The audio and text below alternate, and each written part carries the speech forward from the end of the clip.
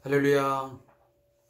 오늘 우리 주 안에서 함께 주일 오후 시간을 맞이해서 함께 하고 있는 가스펠 프로젝트를 통해서 성경 공부의 시간을 함께 하도록 하겠습니다. 지난 2주 동안 주일 오후에 이 가스펠 프로젝트라고 하는 이 성경 공부를 진행하지 못했습니다. 오늘 다시 이 성경 공부를 함께 진행하도록 하겠습니다. 오늘은 섹션 5번째, 약속을 이루시는 만왕의 왕이라고 하는 그 제목으로 만들어진 부분입니다. 제가 갖고 있는 책은 72페이지가 되어 있고요. 우리 성도님들이 갖고 있는 또 학생용 교재는 좀 페이지가 다를 수 있습니다. 이 점 여러분들이 유념하시고 함께 공부해 주시면 고맙겠습니다. 제가 다시 한번 말씀드리지만 이 가스펠 프로젝트는 미국의 남침내교에서 만들어진 성경 공부 책자입니다. 근데 이것이 워낙 그동안 나왔던 많은 성경 공부 교재가 있지만 특별히 영유아부터 시작해서 이 작년의 일까지 하나의 주제를 가지고 거의 공통적인 그런 내용 속에서 만들어진 거의 유일한 그런 성경 공부 교재입니다. 그래서 이 유치부용 또 저학년, 고학년, 그다음에 이 청소년들 그리고 우리 청장년들이 사용하는 이 성경 공부 교재가 똑같이 거의 똑같은 성경을 가지고 좀 더 그 연령에 맞게 구성되어져 있는 그런 책들입니다. 특히나 이 교재는 총 신약 6권과 구약 6권 그래가지고 총 12권으로 구성이 되어 있습니다. 이미 우리는 저와 함께 제가 섬기는 우리 교회 성도들은 제1권은 위대한 시작이라는 책을 통해서 창세기부터 공부를 시작해 왔습니다. 그리고 하나님의 구출 계획이라는 사실 말하면 출애굽부터 시작되는 이 엑소더스라고 하는 주제 가운데서 말씀을 함께 공부했고요. 세 번째는 여호수아서를 중심으로 나오는 약속의 땅이라고 하는 제3권을 함께 공부했습니다. 지금은 왕국의 성립이라고 하는 이처럼 제4권을 우리 함께 진행을 하고 있습니다. 4권은 특히 이 사무엘 상하가 중심이 되어 있습니다. 이것은 주로 이 다윗 왕국을 하나님께서 어떻게 준비하셨고 이 다윗 왕조, 이 다윗 왕국을 통해서 결국 하나님께서 본래 의도하셨던 그 하나님 나라의 통치가 어떻게 궁극적으로 예수 그리스도를 통해서 이루어질 것인지를 하나의 그림자, 어떤 그 모델로서 보여준 것이 바로 이 다윗 왕국입니다. 그래서 여기에 대한 내용들을 담아서 이 다윗 왕조, 다윗 왕국을 통해서 실체이신 그 메시아 왕국, 다시 하면 이 예수님을 통해서 이루어진 그 하나님 나라가 어떻게 이제 실현될 것인지를 하나의 그림자로, 하나의 예표로서 보여주는 것입니다. 오늘은 이 왕국의 성립이라고 하는 이 네 번째 책 중에서 이제 섹션으로는 5번째에 들어와 있습니다. 제목은 약속을 이루시는 만왕의 왕이라고 이렇게 정해져 있습니다. 자, 이 부분부터 우리 함께 공부를 또 시작해 나가겠습니다. 자, 영어권에서요, 가장 그 골치 아픈, 그 이해하기 힘든 단어가 있다면 뭐라고 말하냐면 바로 이 충분이라고 하는 enough라고 하는 이 단어입니다. 뭐뭐하기에 충분한, 또 충분히라고 하는 형용사입니다. 그래서 많은 사람이 충분히 잘 지냈는지, 충분히 열심히 일했는지, 충분히 가족을 사랑했는지 서로 궁금해합니다. 근데 그 충분이라는 그 기준이 무엇이냐라고 하는 것에서 사람들이 굉장히 골치 아파하고 힘들어한다는 것입니다. 사실 우리도 그렇지 않습니까? 내가 얼마만큼 해야만 충분히 사랑한 것인가? 내가 어느 정도 열심을 내서 해야만 내가 하나님 앞에 충분히 살아가는 것인가? 하는 등등의 그런 의구심을 가질 수밖에 없는 것입니다. 저도 이 성경 공부를 준비하면서 그런 생각을 해봤습니다. 나 또한 내가 정말 하나님의 말씀에 정말 충분히 내가 순종하고 있는 것인가? 내가 과연 어느 정도 해야만 하나님의 마음에 합한 충분한 그런 순종이 될까? 그런 생각을 해보기도 했습니다. 어쩌면 우리가 그 충분한 어떤 적정성을 찾지 못하기 때문에 때로는 어떤 죄책감도 갖게 되고, 때로는 우리의 믿음의 여정에서 피곤함을 느낄 때도 있습니다.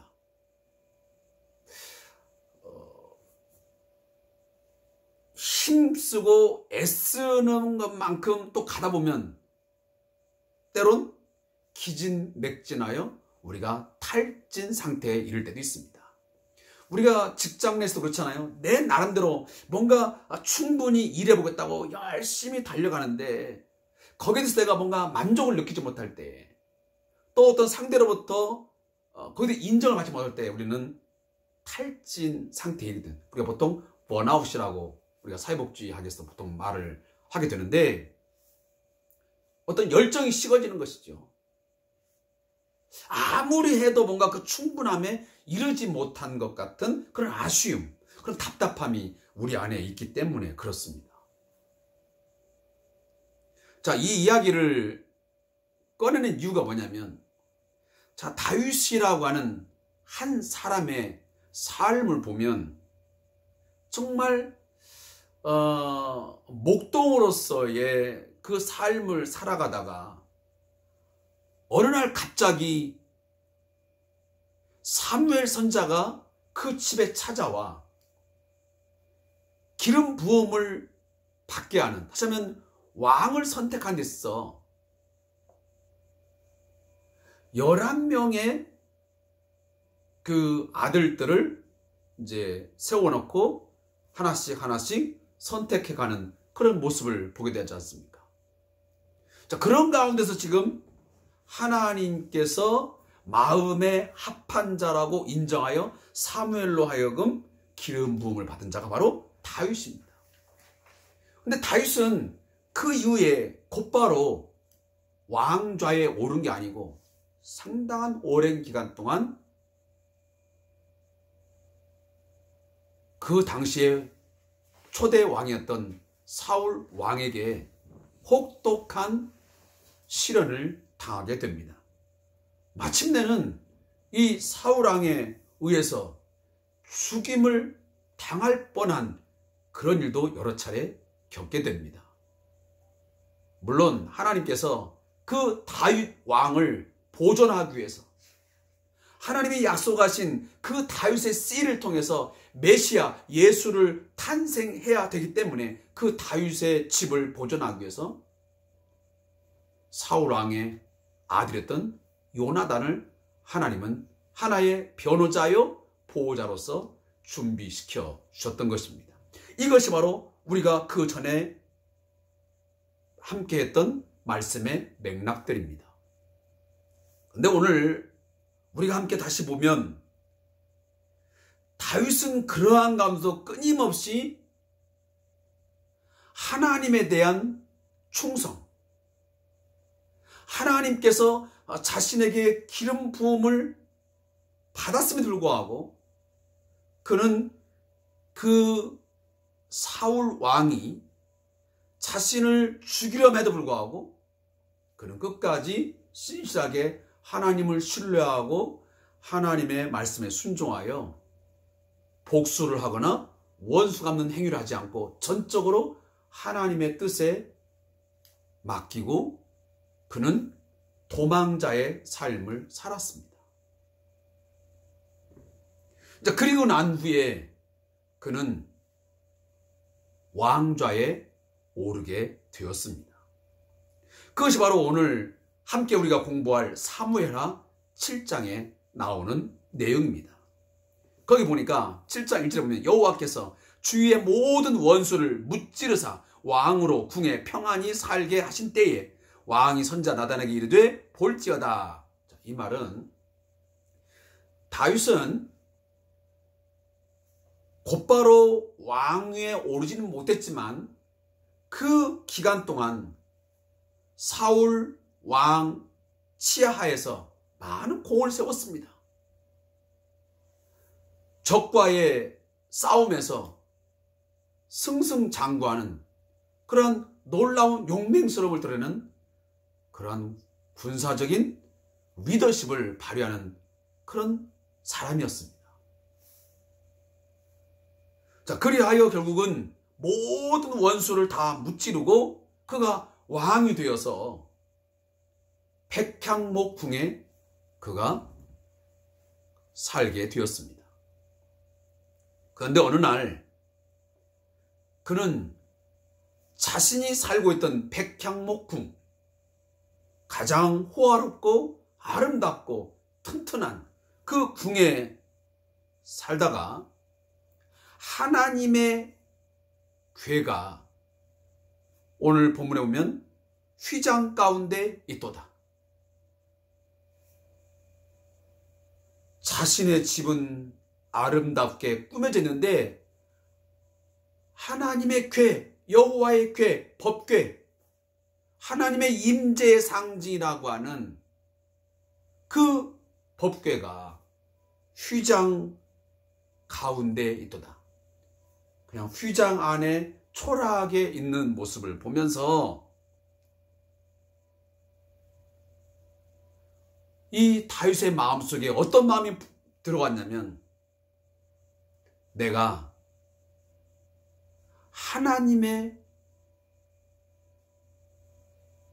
궤를 위해서 내가 집을 지어야 되겠다. 자, 여기 보면 이런 말씀이 나옵니다. 나단이 왕께 아르되 여호와께서 왕과 함께 계시니 마음에 있는 모든 것을 행하소서. 이게 무슨 말이냐면 나단이 그 마음을 알았습니다. 아하, 다윗이 그 아름다운 자기가 그 왕궁에서 살고 있는데 하나님의 궤는 휘장 가운데 있는 것을 보고 그 여호와의 궤, 하나님의 궤가 머물 수 있는 아름다운 천을 짓기를 원하는구나. 이런 마음을 알았기 때문에 이 나단은 다윗에게 이 말을 청하는 것입니다. 왕이 기뻐하는 대로, 왕이 하고자 하는 대로 행하소서. 이 말을 건네자 하나님께서 그 밤에, 자 여기 보면 그 밤에 여호와의 말씀이 나단에게 임합니다. 그것은 뭐냐면 네가 나를 위하여 내가 살 집을 건축하겠느냐? 내가 이스라엘 자손을 애굽에서 인도하여 낸 날부터 오늘까지 집에 살지 아니하고 장막과 성막 안에서 다녔나니 이스라엘 자손과 더불어 다니는 모든 곳에서 내가 내 백성 이스라엘을 먹이라고 명령한 이스라엘 어느 지파 가운데 하나에게 내가 말하기를 너희가 어찌하여 나를 위하여 백향목 집을 건축하지 아니하였느냐고 말하였느냐.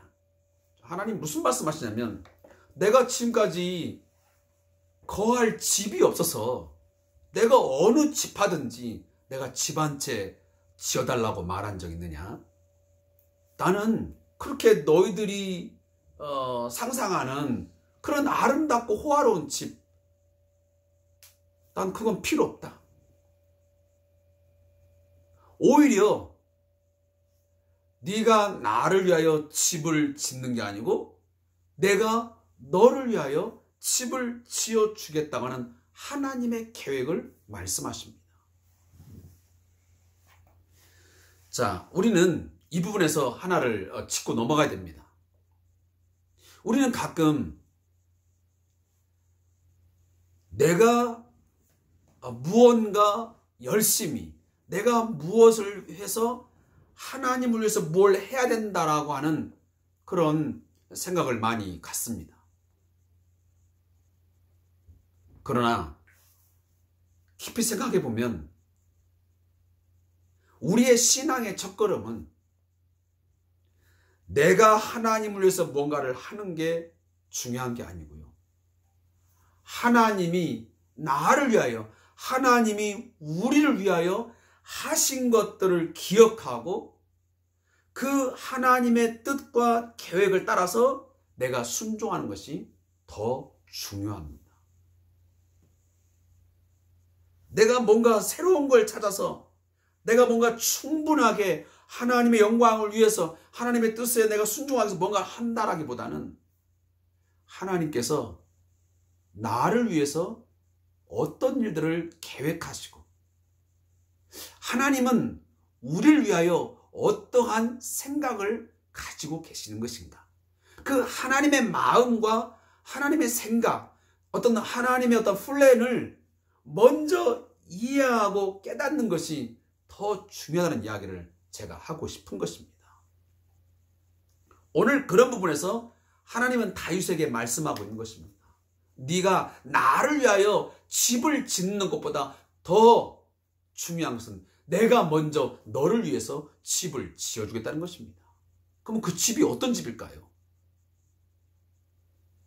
다윗에게 백향의 목보다 더 좋은 금은 보화로 지은 그런 집일까요? 아닙니다. 여기 있는 집이라는 것은 뭐냐면 다윗의 왕국을, 다윗 왕조를 굳건하게 평안하게 세워주고 그리고 그 후손들을 하나님께서 만들어 주시겠다고 하는 후손을 약속하시는 내용입니다.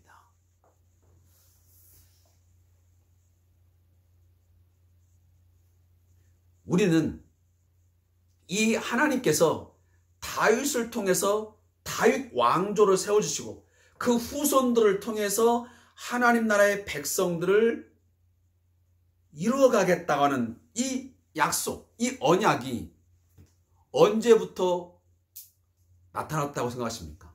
이것은 이미 아브라함에게 약속했던 말씀입니다. 아브라함이 친척 아비집을 떠나서 나아갈 때 하나님이 어떻게 약속하셨습니까? 내 씨, 너로 인하여 많은 민족을, 내가 큰 민족을 내가 이루게 할 거다. 내가 저 하늘의 묵별처럼, 수많은 저 묵별처럼 내 후손을 많게 하리라고 하는 번성의 복을 말씀하십니다. 따라서 이 아브라함의 씨가 바로 이 다윗을 통해서 이어져 오는 것입니다. 다시 말하면 하나님은 이 다윗에게 너희 조상 아브라함에게 그 언약했던 내 백성을 많게 하고 그 후손을 번성케 한다는 복을 내가 너를 통해서 내가 반드시 이루시겠다고 말씀하고 있는 것입니다. 다윗은 단순히 하나님의 궤를 위하여 집을 짓겠다고 하는데 하나님은 그보다 더 위대한 플랜을, 더 큰 놀라운 비전을 말씀하신 것입니다. 내가 너를 위하여 더 큰 일을 행하시겠다는 것입니다.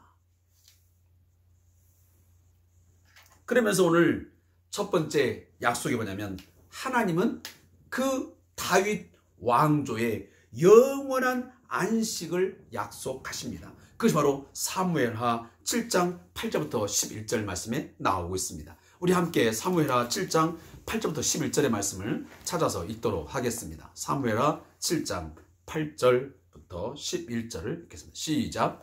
그러므로 이제 내 종 다윗에게 이와 같이 말하라. 만군의 여호와께서 이와 같이 말씀하시기를 내가 너를 목장 곧 양을 따르는 데에서 데다가 내 백성 이스라엘의 주권자로 삼고 내가 가는 모든 곳에서 내가 너와 함께 있어 내 모든 원수를 내 앞에서 멸하였은즉 땅에서 위대한 자들의 이름같이 내 이름을 위대하게 만들어 주리라. 내가 또 내 백성 이스라엘을 위하여 한 곳을 정하여 그를 심고 그를 거주하게 하고 다시 옮기지 못하게 하며 악한 종류로 전과 같이 그들을 해하지 못하게 하여 전에 내가 사사에게 명령하여 내 백성 이스라엘을 다시던 때와 같이 아니하게 하고 너를 모든 원수에게서 벗어나 편히 쉬게 하리라. 여호와가 또 내게 이르노니 여호와가 너를 위하여 집을 짓고. 아멘. 자, 하나님은 다윗에게 이렇게 말씀하십니다. 지금 네가 나를 위해서 무언가를 하겠다고 지금 이야기하는데, 말하고 있는데, 먼저 내가 너를 위하여 어떤 일을 했는지를 먼저 기억해봐라. 첫째, 내가 너를 목장 곧 양을 양을 따르는 데에서 데려다가 그랬습니다. 네가 그 양치기 목동을 할 때에 내가 너를 뽑아서 데려왔다고 말씀하십니다. 네가 나를 선택한 것이 아니고 내가 너를 선택했다고 하나님이 말씀하고 계시는 것입니다. 그리고 내 백성 이스라엘의 주권자로 삼고 지금 이 이스라엘의 주권자 왕이 된 것도 바로 내가 그렇게 정하여 삼은 것이다라고 말씀합니다. 전적으로 하나님께서 선택하여 데려다가 결국 왕좌의 주권자로 오르게 했다고 말씀을 하고 있는 것입니다. 그리고 그뿐만 아니고 네가 가는 모든 곳에서 내가 너와 함께 있었다. 그렇게 함으로 네 모든 원수를 네 앞에서 멸하였은즉 땅에서 위대한 자들의 이름같이 내 이름을 위대하게 만들어 주리라. 지금까지도 내가 너와 함께 있어 모든 원수를 다 무찔러줬는데 앞으로도 내가 너와 함께 있어서 원수를 멸할 뿐만 아니고 이 땅에서 위대한 자들의 이름같이 내 이름도 내가 위대하게 만들어 주겠다라고 말씀을 하고 있는 것입니다. 또 하나는 내가 또 내 백성 이스라엘을 위하여 한 곳을 정하여, 다시 하면 너뿐만 아니고 내 백성을 위하여, 하나님 백성을 위해서 한 곳을 정하여, 다시 하면 정착지를 정하여 왕국을 세우고 오래오랫동안 편히 안식하면서 살 수 있는 그러한 삶의 안식처를 주시겠다고 오늘 하나님이 이 다윗에게 약속하고 있는 것입니다. 사랑하는 성도 여러분, 오늘 앞전도 제가 말씀드렸지만 우리는 내가 하나님을 위하여 무언가를 해야겠다는 생각보다는 먼저 하나님이 나를 위하여, 우리를 위하여, 우리 가정을 위하여, 우리 교회를 위하여 어떠한 일들을 행하신 하나님이신지를 먼저 기억하는 것이 중요합니다. 그 신실하신 하나님, 약속의 신실하신 하나님, 긍휼에 풍성하신 하나님, 강하고 위대하신 하나님, 우리의 힘이 되시고 능력자가 되시고 보호자가 되시고 우리의 피난처가 되어주시는 그 하나님을 알 때 진정한 헌신, 진정한 순종이 따를 수 있게 되는 것입니다. 맹목적으로 너무 단순하게 내가 하나님을 위해서 뭔가 해야지 하는 생각을 하며 덤비기보다는 먼저는 하나님의 하신 일들을 기억하라라고 하는 그 이야기입니다. 제가 많은 이야기를 하는 것보다는 오늘 또 여기에 나와 있는 이야기를 함께 하는 것도 더 중요하다고 생각합니다. 제가 페이지를 넘겨서 이 부분을 좀 함께 읽겠습니다. 하나님은 초원에서부터 왕궁에 이르기까지 모든 날 동안 다윗의 발걸음을 인도해 오셨음을 일깨 오셨습니다. 성경에서 많이 쓰이는 방식대로 하나님은 그에게 약속을 주시기 전에 먼저 자신의 신실하심을 일깨워 주셨습니다. 여기서 우리는 자신에게 질문해 봐야 합니다. 나도 다윗처럼 스스로 결정하고 제 힘으로 살 수 있다고 성급하게 생각하지는 않는가? 하나님이 오늘 이 자리까지 나를 이끌어 주셨다는 사실을 잊지는 않았는가? 우리는 사는데 여유가 생기면 어려울 때보다 하나님의 자비에 덜 기대게 됩니다. 퀘션 마크 하나가 찍혀 있습니다. 뭐라고? 왜 우리는 위태롭고 고통스러운 삶을 살 때보다 부유하고 성공한 삶을 살 때 하나님을 인정하기가 더 어려울까요? 답은 이것입니다. 우리가 위태롭고 고통스러울 때는 우리는 교만하지 않습니다. 내가 강하다. 나는 대단한 존재다. 그런 생각한 사람 거의 없습니다. 나는 연약하다. 부족하다. 자신의 연약함과 부족함을 깨닫는 것이 위태롭고 고통스러울 때. 근데 문제는 부유하고 성공할 때는 그런 생각보다는 교만이 우리 마음속에 깊이 자리를 잡습니다. 그래, 내가 이만큼 부유하고 성공하게 된 것은 내가 고생한 끝에, 내가 고진감래의 삶을 살았기 때문에, 인동초의 삶을 살았기 때문에, 아니면 내가 절약하고 애쓰고 힘써서 땀 흘렸기 때문에 왔다라고 하는 그 자기를 주장하려는 그 의지가 너무 강하기 때문에 하나님을 인정하기가 어려운 것입니다. 하나님의 자리가 없는 것이죠. 하나님의 자리를 우리는 빼앗아 버립니다. 그리고 자기가 결국은 그 왕좌에 오르는 것입니다. 따라서 하나님의 자비와 하나님의 위대하심에, 하나님의 사랑에 덜 기댈 수밖에 없는, 아니 아예 기대지 않는 경우도 우리는 종종 있게 된 것을 알게 됩니다. 오늘 우리는요, 오늘 본문을 보면서 하나님의 집을 지으려는 이 다윗의 열망을 보면서 우리들이 좀 이해가 되지 않는 부분도 있을지 모르겠습니다. 왜 하필이면 다윗은 그 여호와의 하나님의 궤를 위해서 왜 집을 지으려고 할까?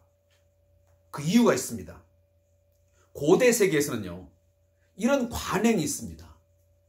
어떤 위대한 왕이 있으면, 대단한 정치가가 있으면 그 사람은 그 나라에 어떤 신이 있으면 그 신을 위해서 아주 거대한, 아주 휘황찬란한 건축물을 짓는 것입니다.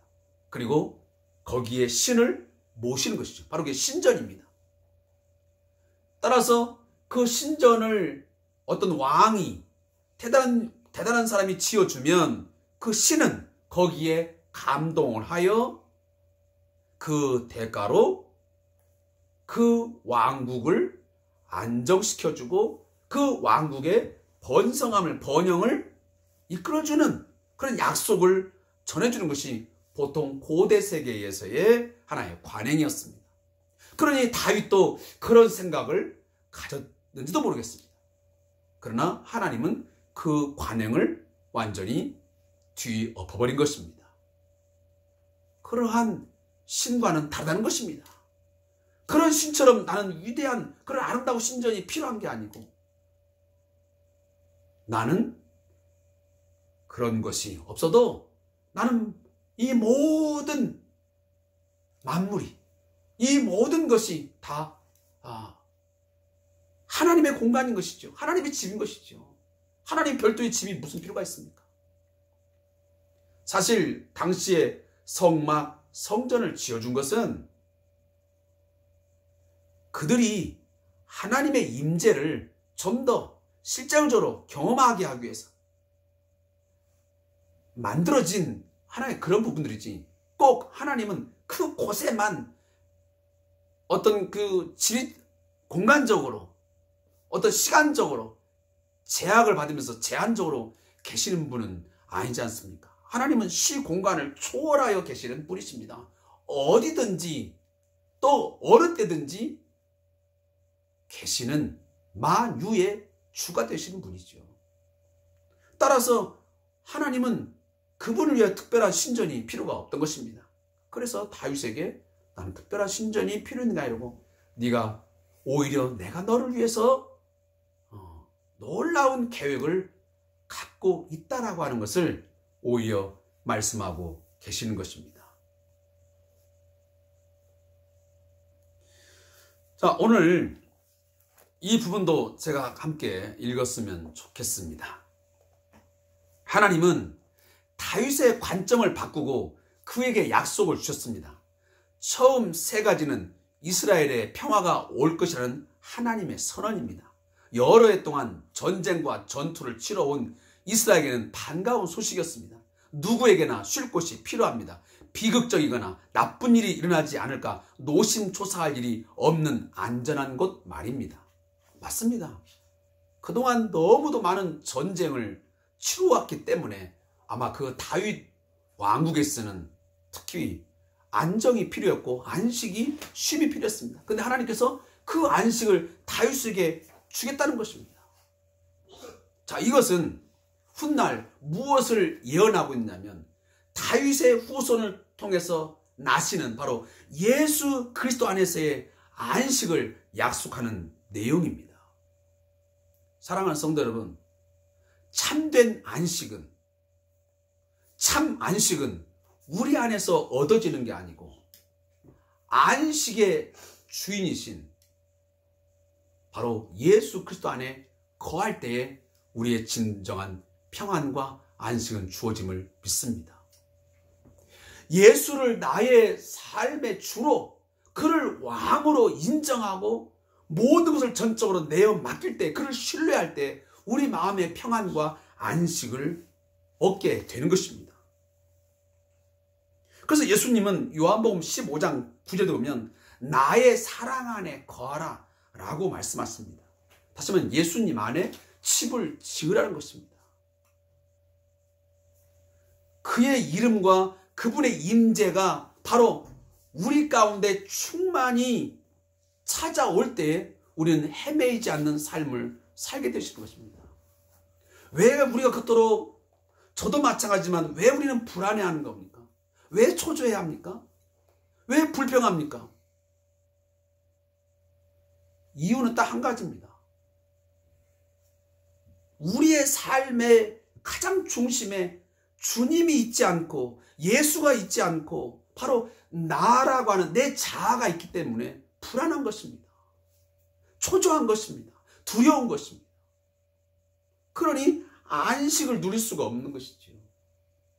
그러나 예수님의 말씀처럼 우리가 예수 안에 거하면, 예수의 사랑 안에 거하면, 예수의 주되심, 왕되심이 내 마음에 확실히 믿어지고 내 삶을 정말 내어 맡기는 전적인 신뢰가 있다 한다면 우리는 안식을 누릴 수 있습니다. 왜?